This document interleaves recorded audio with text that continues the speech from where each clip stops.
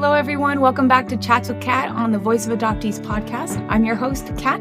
I hope everyone's having a great week so far. Don't forget to grab your coffee, tea, or a preferred beverage and settle on in. I'm currently here with Irina, who is a fellow Russian adoptee who, like a phoenix, overcame her misfortunes and promotes positivity through faith and understanding. So, Irina, welcome to the show. Hello, everyone. Briefly introduce yourself to those who are listening. I'm Irina. I'm 33 years old. I got adopted when I was 7, turned 8 flying over to the United States. I have 2 beautiful kids, a little girl her name's Kinsley, she's 3. I have a son whose name's Braden, he's 12. And I am a single mom, so I am just winging it in life. How do you feel like you're doing so far? Pretty good. Pretty good. Oh, that's good. Okay. So now let's get into it. Let's talk about your adoption story. Tell me about it. Walk me through it. Well, I remember being in an orphanage. Let me start back at whenever I was little. I was little and I had a mom and a dad. My mom worked all the time. And my dad was a really bad alcoholic. He was a really bad druggie. And I didn't really have a good life with the both of them. My mom would work all the time. And whenever she would come home, my dad would just physically abuse her. And I loved my mom, so I would get in the middle of it. So I would get beaten as well. And I remember coming home one day and seeing my mom laying across our kitchen floor in the doorway. She was just blue and purple. You know, she had a bottle in her hand. Come to find out, she died of alcohol poisoning. You know, I was little. I mean, I remember this stuff like it was yesterday. And my whole soul got crushed that day because she was my superhero. Like, I hated my dad. I despised that man. And after she left this earth, you know, things got worse. I would come in from playing outside and he would have, you know, women with no clothes on walking around the house. You know, I would walk into the kitchen and there's one, you know, just sitting on his lap, naked. And I mean, you know, I seen stuff that I shouldn't have seen, you know, as a 5-year-old. And there were times that he would make me roll his marijuana for him, you know, joints and stuff.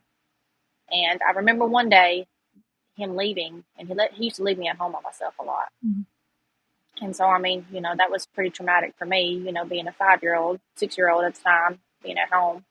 And I remember my best friend coming over, and he had told me before he left, you know, don't let anybody come over to the house. You know, don't open the door for anybody. So whenever she came over, she wanted to come in, and I told her, I was like, you know, my dad's not right today, you know, and he told me I can't let anybody in.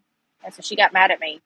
And when my dad came home that day and asked me if I let anybody in, I told him no. Well, he didn't believe me and went and asked my best friend, and she was still upset at me because I couldn't let her in. And so she lied on me. And I remember my dad coming in and he just started beating me severely. And I remember laying across the same door frame that my mom died in the same exact spot. My dad kicked me so hard in the side of my ribs and broke one of my ribs, and he broke my nose, which I have a hump in it now. And I just remember, you know, it was awful. He broke my right arm. I remember, I guess the people upstairs in our apartment building are the ones that called the police and the ambulance. And I remember being wheeled out on a stretcher, and just before I left our apartment, I remember just blackening out. But as everything was going black, I remember seeing this bright light and a hand reaching down for me. And I believe that was the Lord, you know, telling me, you know, this is not it for you. And so whenever I got to the hospital, you know, the doctors were like, I don't know how this little girl is alive. And so I had to leave the hospital one day to go to court and testify against them. And, you know, and I remember briefly in Russian courtrooms, the day that I had to stand there, they had like a jail cell in the corner. You know, my dad was in there in those bars, and I was talking to the judge, and I had my hand or my arm in a cast, and, you know, I had to tell him everything that was done. I had black eyes, you know, I was bruised up from my nose being broken, and I just looked like a kid that had been beaten, you know, and as far as I know, he got life in prison. Now, my mom and dad, my American parents, did a closed adoption when they adopted me, so he could never find me, you know, and then that way there wouldn't be, just in case he ever got out on like good behavior or something, you know, he couldn't ever find me and come to do anything like that. So I mean, it was a pretty traumatic life there. I also had hernia surgery when I was there. That was not fun. So yeah, and I mean, I struggled as growing up, and I had good parents. I had good American parents, good God fearing parents. I remember after I left the hospital, after I got healed up, I got placed in an orphanage, and it was good for the most part. I mean, there was some abuse going on there. I remember one day a lady getting mad at me, one of the teachers getting mad at me, and she just grabbed me by my hair and slammed me against the locker. It was just that kind of stuff, that kind of abuse that we had in the orphanage. And so after I left the hospital, I went to the orphanage, stayed there for about 2 years, and then my American parents came and adopted me from there. And it was different. I mean, it was a really big culture shock. And so I flew to America, and whenever I got to my American home, all of my family was there, like my aunts, my cousins, just people I didn't know. And I was terrified because I was like, where's all these people coming from? And come to find out, I had a little sister. Her name is Rachel. She's adopted from Romania. So my parents, they've got two girls that are adopted from two different countries. So it's pretty neat. So that was a lot to unpack. I stand with your story in a lot of different ways because I know other adoptees who have gone through something very similar, especially when you're older. I want to talk about memory for a second and the power of memory. So how has your memory of these traumatic events impacted you throughout your life? It makes it hard for me to trust. Like whenever I got adopted, it was hard for me to trust my American dad. Well, he's a good man. He's always treated me like his own. It was hard for me to trust him because, I seen my Russian dad who was supposed to love me, that authority figure, and take care of me. And he just didn't do anything but abuse me. And so it took a little time to get used to that. But my American dad is great. I have really good parents. And in my love life, it's been a struggle.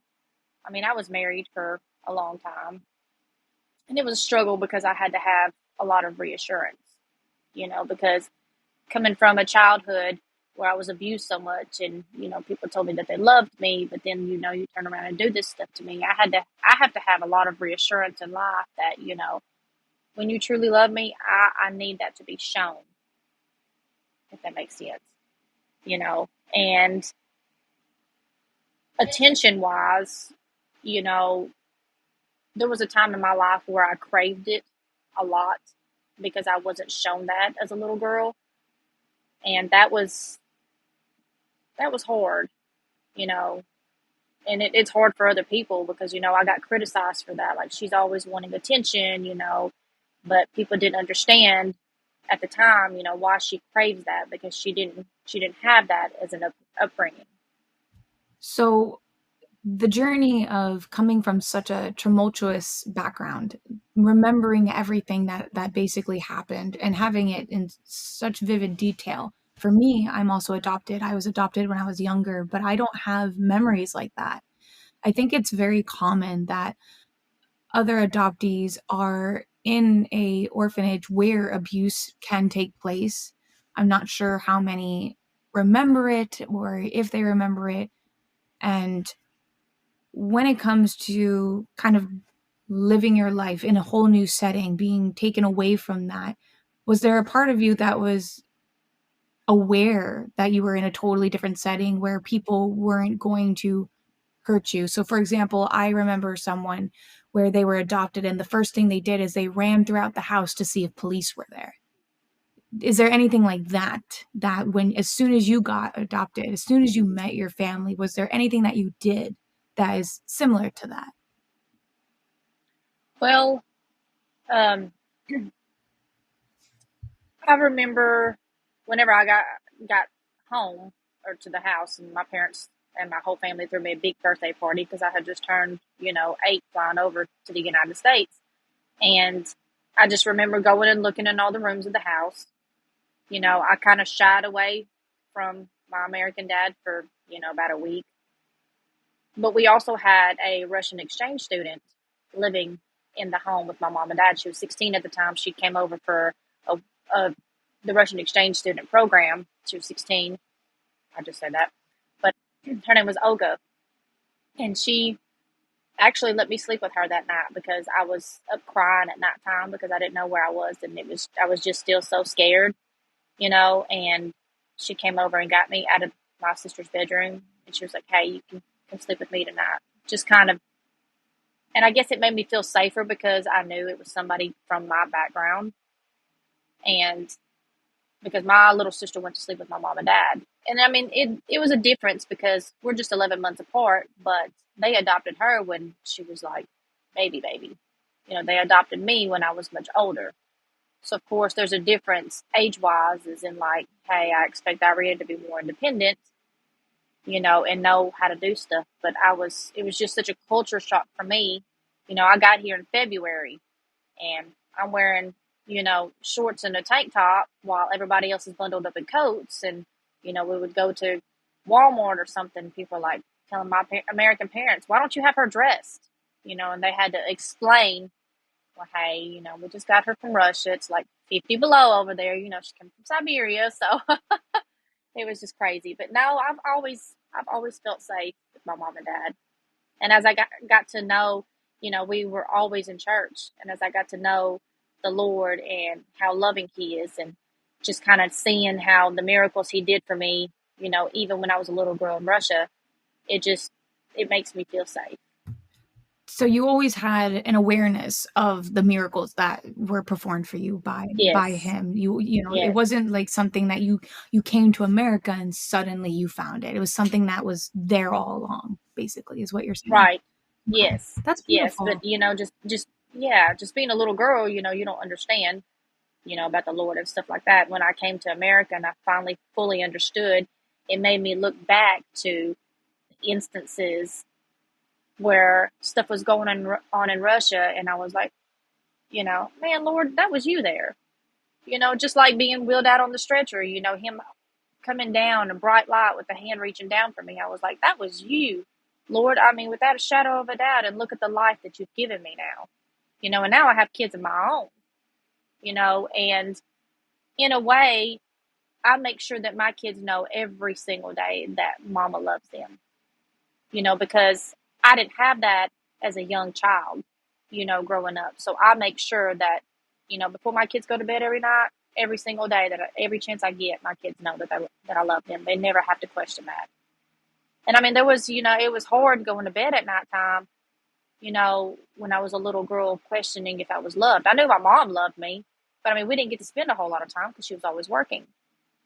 And my dad, he didn't show any affection to me. I mean, there was a time where, after my mom died, there was a time where he tied me in a chair and sat there and made me watch a pornographic video while he slept with a woman in my mom and dad's bed behind my head. I remember stuff like that. And it was very traumatic, to be that young and know, hey, this is what sex is about, And so it was definitely something that haunted me for a long time, and, just to be tied up in a chair and made to watch that, or you get beaten. Right. That's very traumatic. Right. Absolutely. So let's go back to your childhood and go into your teens, basically, like in forming relationships after having experienced all of these just horrible, horrible things. And you were saying about how difficult it was for you to, the way that I hear it is trust people. It was in the different attachment styles. There are so many different attachment styles that kind of come through from our past. These are things that we're not necessarily aware of until we become aware of them. And we're kind of like, oh, like this is why, relationships kind of maybe go this way for me, or this is why I do this in a relationship. Talk about that for a little bit, because I know you touched on it, but what's the difference between how it was with everybody else versus like a boyfriend or a girlfriend? Well, I remember going through school and I got made fun of a lot. Like, I wasn't the real popular kid. I mean, my parents, I had nice clothes on and everything else, but I got made fun of because my nose, and kids don't understand, hey, she got abused when she was little. Her dad broke it, and you can't really explain that to kids in school. They don't care. And so for a long time, whenever I would look in the mirror, I would resent myself. I would resent him. And, I just never thought that I was pretty. And so that was a reason why I felt like, I didn't get many boyfriends in high school, or in just school period. People just didn't find me attractive because of that. And as it got later on in life, in relationships, I kind of came into myself, if that makes sense, to where I just looked in the mirror one day. And I mean, I was playing outside. I was in high school, and I just felt the Lord speak, and He was like, Irina, it's time to let go, of what your Russian dad did to you. You are beautiful. I created you, and I don't make mistakes. And He said, you're not going to be able to keep going unless you forgive him. And so I just knelt to my knees that day. I was in my backyard, and I just asked the Lord to forgive him. Lord, I forgive him. And I felt like my relationships went on better after that, because it was just something that I was holding on to. And, you know, finally, whenever I kind of just opened up to people, my relationships with guys got better. But it is harder for me to trust, because I stand more on actions than I do words. I mean, people have always told me they love me, and then they've disappointed me, which that's part of life, but I am all about action. You tell me something, I need an action to back it up, you know, and I guess that traces back to my childhood, I would say. But I mean, I've gotten a lot better about trust, as far as relationships and stuff like that. And I mean, it's a learning process, you know. Oh yeah, definitely. I mean, the journey throughout life is something where people need the room to go through what they go through, make mistakes, grow strong, and carry on. Even though I hate that phrasing, but that's the only way that I can Right. say it. I think there comes, for me specifically, like there came a point where I got tired of being tired. And in that moment, I grew very strong. And I feel that you had something similar happen for you. And I think that's very commendable, because sometimes we live in this sort of mindset where it's very easy to kind of go to that place of anger. I always say that anger is a Right. secondary emotion. It's not the first emotion that we feel, but it is the emotion that we can feel the most. The same way that sadness is just like that as well. We It seems sadness comes off, but is not the initial feeling that we feel. Usually it's something about, we feel betrayed, we feel confused, we feel hurt. And walk me through that. Walk me through how those feelings, like those negative feelings, not only impacted you, but how did they make you stronger as a person? Well, I feel like I could have chose to be bitter, all my life, because, I had this happen to me and all this stuff happened to me, and I could have just felt self pity for myself. But I'm the type of person that I like to see other people succeed, and I love helping people. And that's just always been one of my main goals, is to let others know that there is hope. I came from this kind of background, and it didn't stop me. I've always tried to be successful. It was kind of like a push for me to, hey, you can't let your past hold you back. You've got to keep going, because it's going to only make you stronger, and you grow a lot through that. I mean, it's a growing journey. And once I really found myself and found out, hey, you know, I'm a lot stronger because of what happened to me. Yeah, I don't understand it, but it got me to where I am today, and so, yeah, I guess that kind of explains it. No, that's beautiful, because I feel the same way. I look at my past, I look at my life, and I feel the exact same way about it. I look at it like it was something that happened. It was something I had to go through in order to get to the person that I am today. And the person that I am today has made me stronger.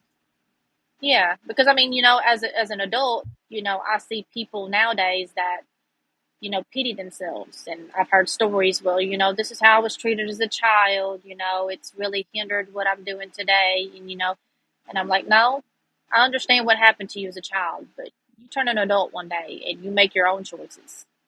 You have to get up and choose every day that, hey, no matter what, this is who I am.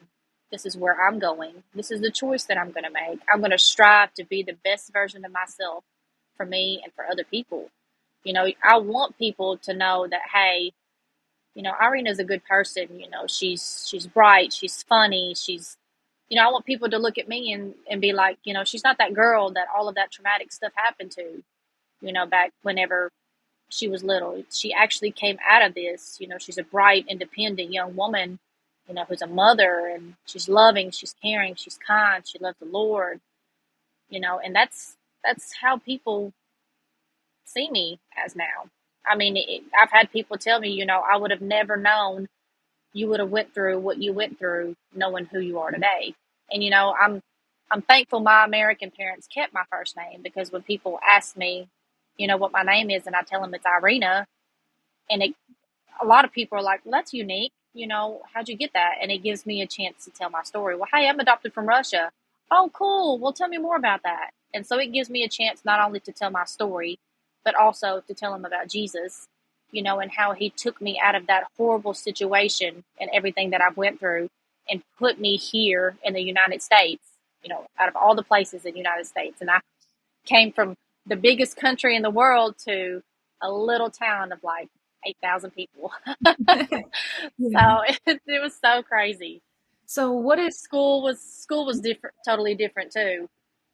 so how was it different? Like, explain. What do you mean? Do you remember going to school in Well, Russia? Is that what you mean? no. When I was in the orphanage, I was told we couldn't go to school till we were 9 years old. Oh. Well, when I got here to the United States, I was too old to go to kindergarten. And since I got here in February and school is out in May, I had to have I had to go to first grade.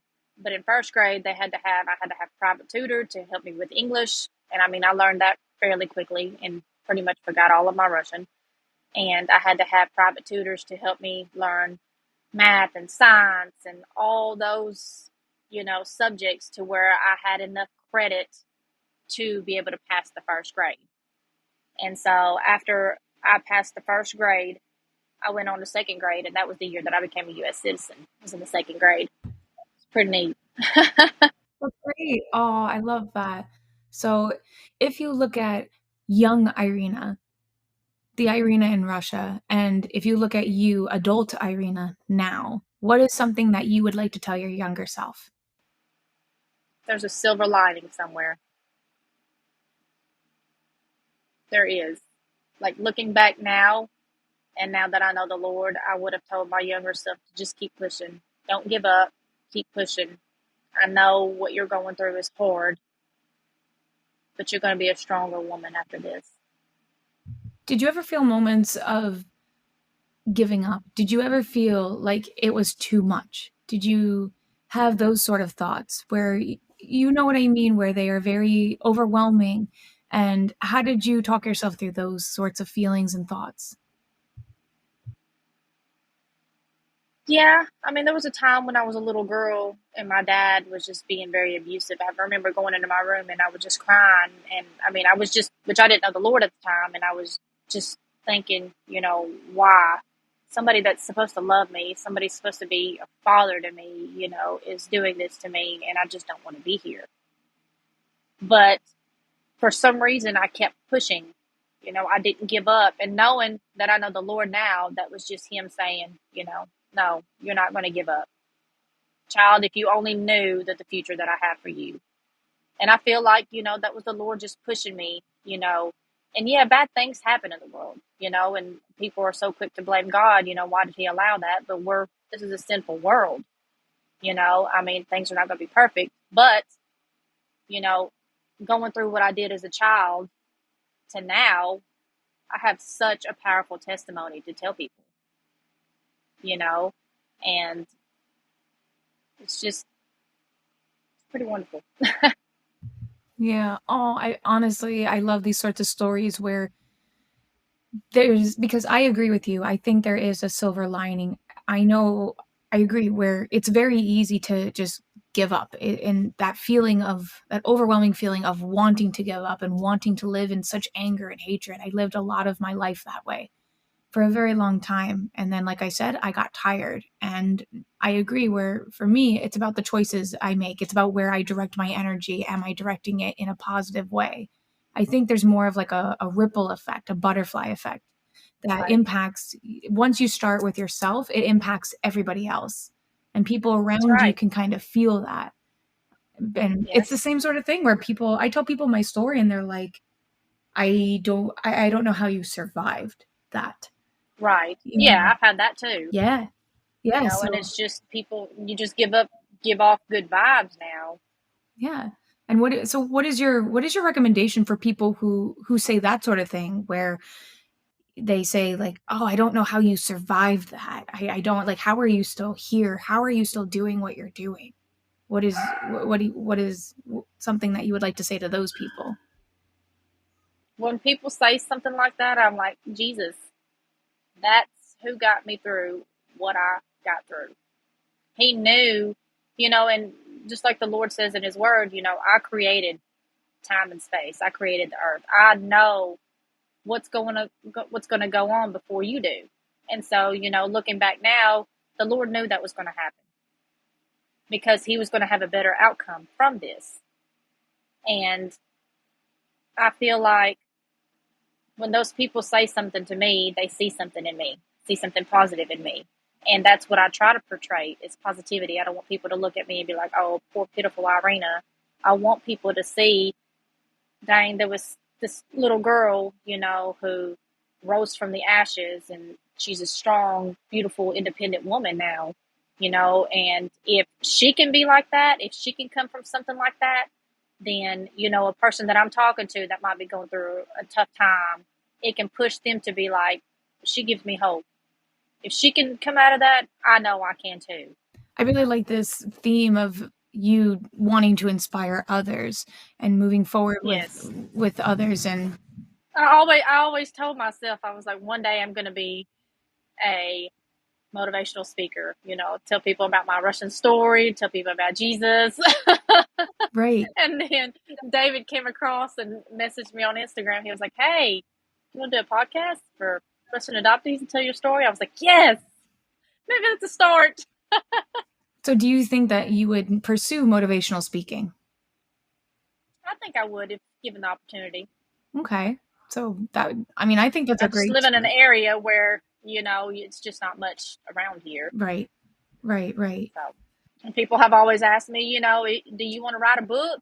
Have you ever thought about writing a book? And I was like, yeah, I'd love to write a book. I just don't know how to get started. So, The way to start is pen to paper, just writing down your thoughts. yeah, You know, I agree. what are some other things that you like to do in your spare time that you feel closer to God besides going to church? I read my Bible a lot. Hmm. I am one of those people that my friends and family know that, hey, if I've got something going on in my life and I need prayers, Irina's the person to go to. Hmm. I raised my kids in a Christian home as well because I was raised in that. And I was also married into a Christian family where my ex-husband's, I'm divorced now, but where my ex-husband's dad was a pastor. So I mean, it's gone through my whole life, and now that I'm a single mom with my kids, I have always kept my faith. That has never been a doubt in my life. I've never doubted God, even whenever I've had some of the toughest situations, like going through a divorce. That's very hard on me. That was very hard on me and my kids, but I've never doubted him because to know, hey, I promised you a better life. And yes, there's going to be trials and tribulations. I mean, he says that in the Bible, but to know that even at the end of the day, when everything in my world is crumbling, I'm standing on the rock of Jesus, and that's all I need. That's all me and my kids need, and I'm pretty close with the Lord. Usually when I pray about something, when I'm dating, I pray and ask the Lord, I'm like, if this isn't the God that you need in my life, Lord, I pray you shut this door. And it's almost immediately that it's done. And so I like to be outside with my kids.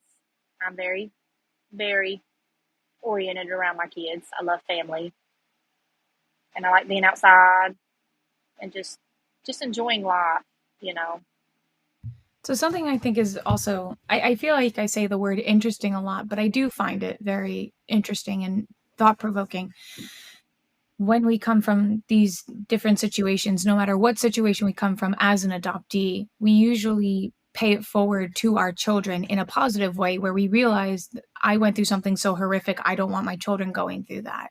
And I want to support my children. And talk to me a little bit more about that. I know that you obviously pay it forward in that respect for your children. You definitely are doing the things that you're the exact opposite. So what clicked in your head to make it that way? Let's just talk about that a little bit. I think it was just I wanted to make sure that my kids had a better life than I did when I was little.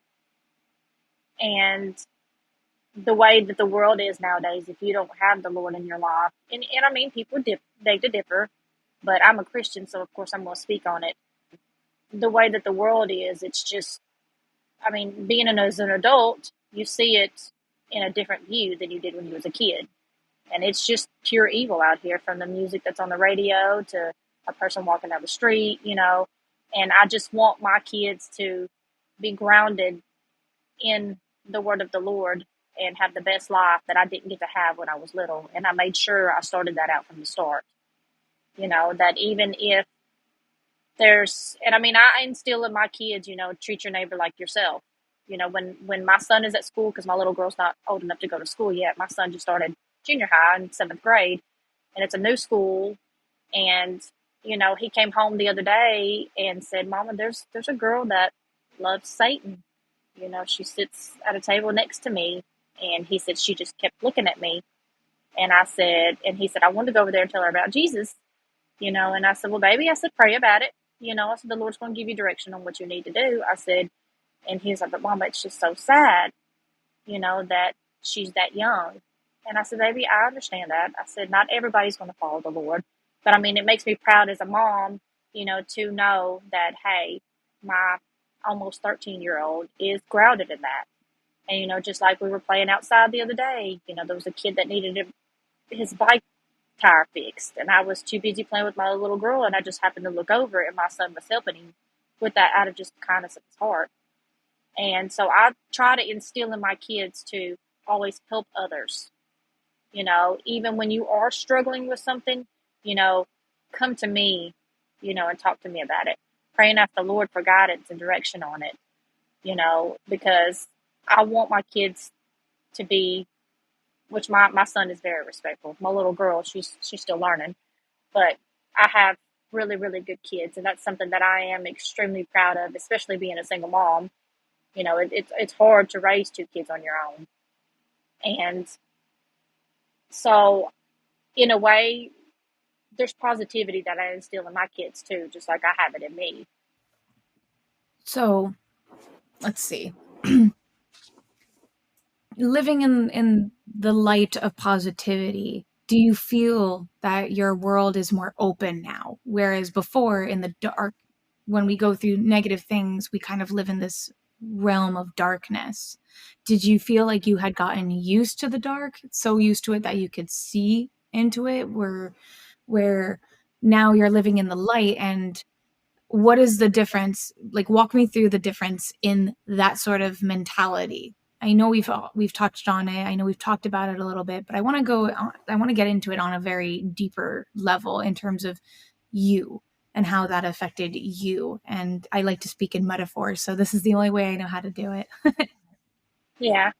Well, I feel like when I was a little girl in Russia, I was living in pure darkness. I mean, you know, especially after my mom died, there was no hope. I didn't feel any hope. I didn't feel any light. I mean, I just went on the daily norms, the daily beatings, and I just felt like, you know, I'm never going to go anywhere. Like, my dad's going to end up killing me, you know. And but I feel like the day that I was wheeled out on that stretcher, that was the day that I stepped into the light. and flying over on the airplane, getting that experience and getting here to a loving American family, that was light for me. That was a whole new perspective. That was just, what's the word I'm looking for?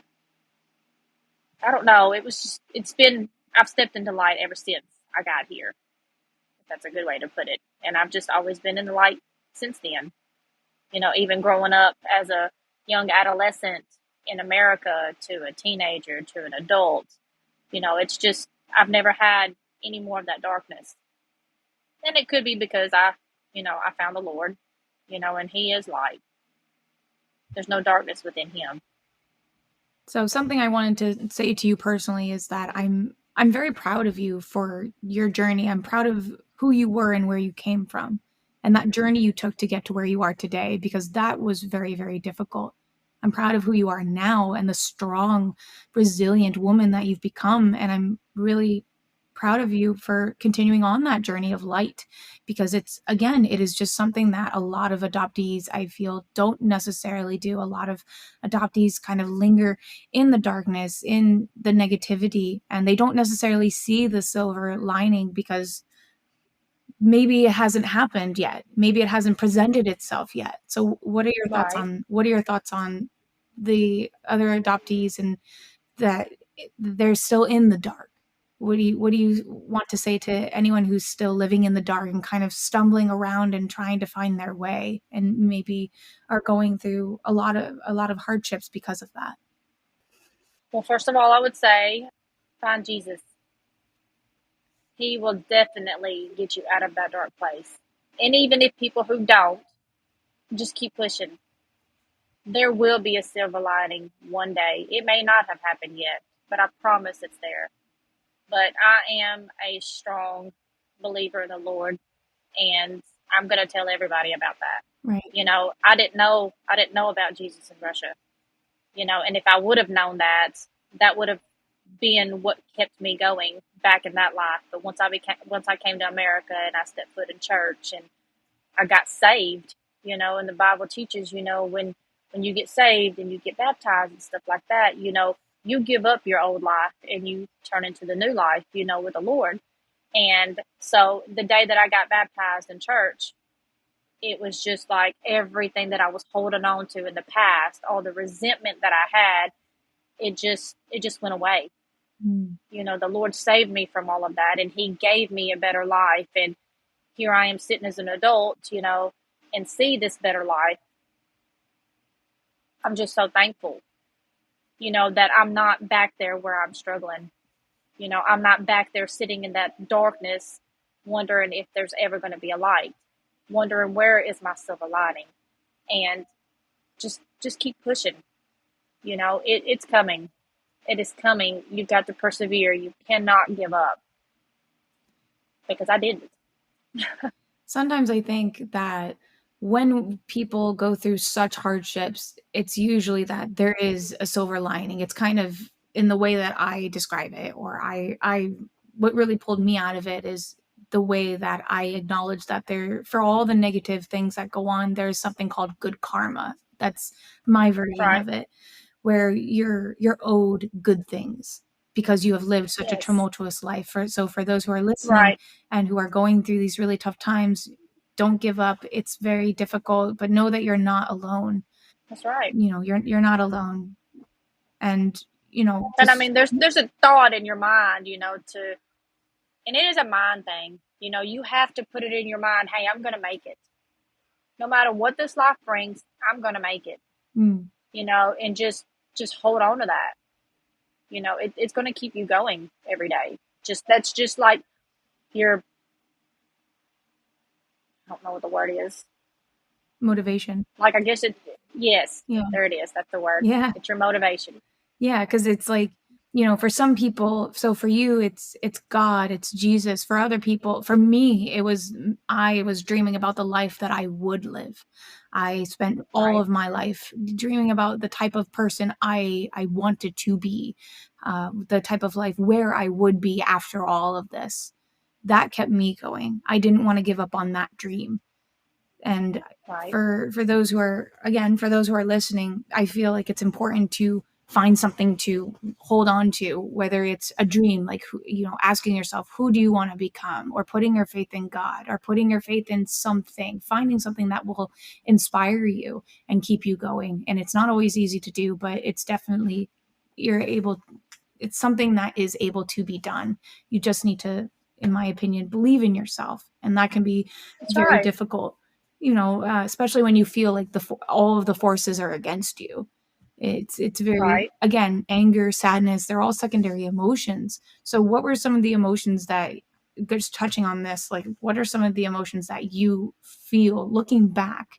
If you felt anger, if you felt sadness, what are some of the other emotions that you feel were the underlying emotion, that were like the actual emotion that you were feeling, that you were expressing through anger or sadness? Neglect, Mm-hmm. resentment, unloved. And I definitely, you know, use those through anger and sadness Mm-hmm. because, I just wanted to be loved. I never understood, why, just why. And, and looking back now, it's all part of my testimony, and it's going to help other people one day. And the Lord let it happen, for a reason. Yeah, it's traumatic. Other people are going to be like, well, why did he let that happen? But, sometimes bad things happen to you, and then you see the goodness of why it happened. Mm-hmm. Mm-hmm. I have a beautiful life now. I would have never, being that 5, 6 year old little girl, would have never thought that I would have the life that I have now. And it's absolutely beautiful. And I thank the Lord for it every day.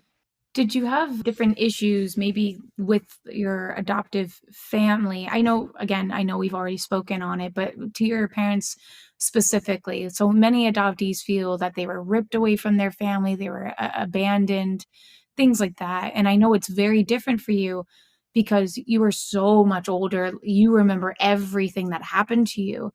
I'm just wondering, besides the different things that happened with your adoptive father and the lack of trust, and it took you a while to get there, were there other things that you felt that, have you ever maybe gone through different identity issues, or I assume that you weren't a people pleaser. From what I'm hearing, it sounded like you very much kept to yourself, and then eventually you really put your faith in God and the Lord, and that really, maybe that gave you actually more of a sense of self. Yeah.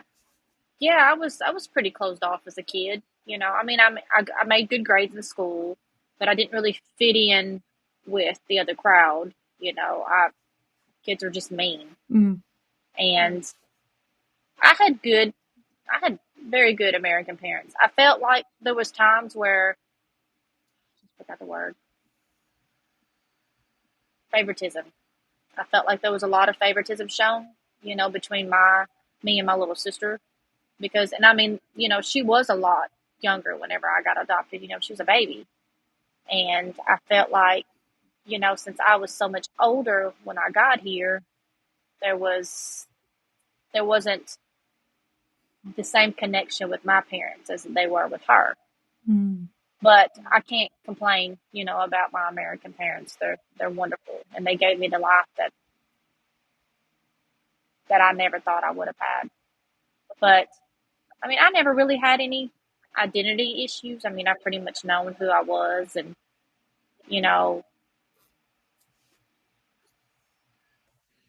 Okay, so again, I think that's really beautiful. Your story is definitely very inspiring, and I think it's very different compared to many adoptees who are adopted at probably a younger age, and they don't really remember this. They know that they were in an orphanage, and like I just said, they felt very ripped away from your family, where for you it was more like, God, someone come and take me, like, take me from yes, this situation. And I feel like this is yes, this is something that is not spoken about necessarily in the adoptee community. There's this sort of unspoken notion that when you're little, you think about it, you think about it, and you say to yourself, what would my life have been like in Russia? And for you, that's not even a question, because again, you remember, no, you know And I think for, again, all the adoptees who are listening, that's definitely something to really consider. It doesn't mean that you would have had a better life if you had stayed.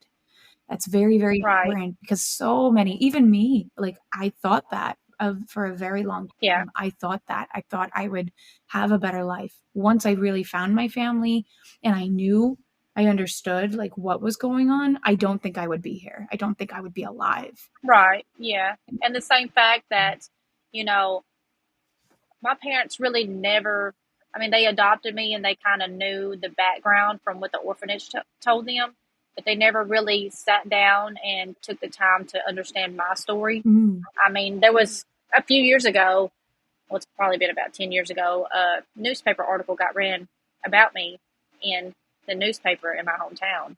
Mm.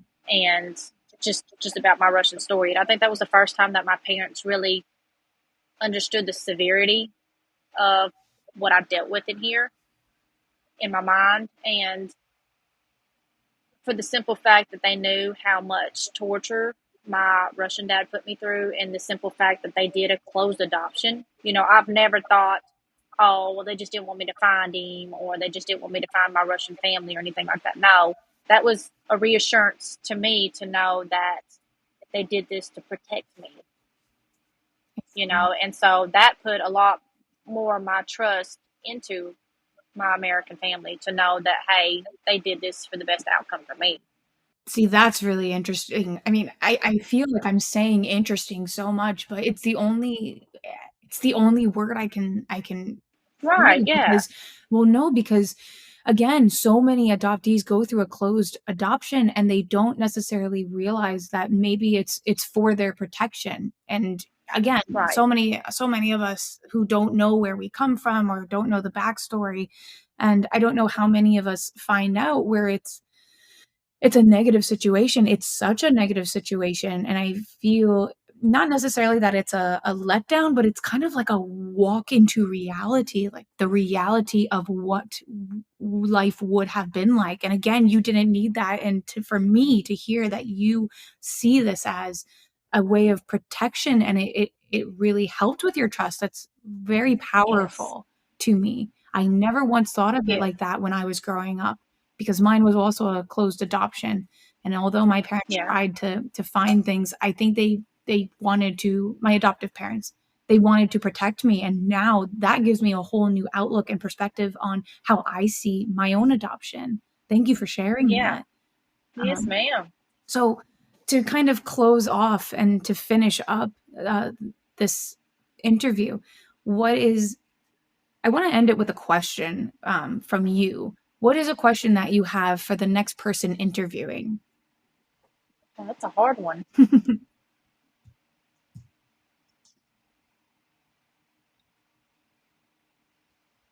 What is your motivation in life? Or what's kept you motivated from the time that you were a little kid in the place that you were to where you are now? I love that. I'll definitely ask that for the next person, and we'll hear the response on the next episode. Perfect. So thank you everyone for joining me on this episode with Chats with Kat. A special thank you to our guest Irina. Stay tuned for another episode of Chats with Kat every other Wednesday on the Voice of Adoptees podcast. Always remember, someone somewhere is thinking of you. You are not alone.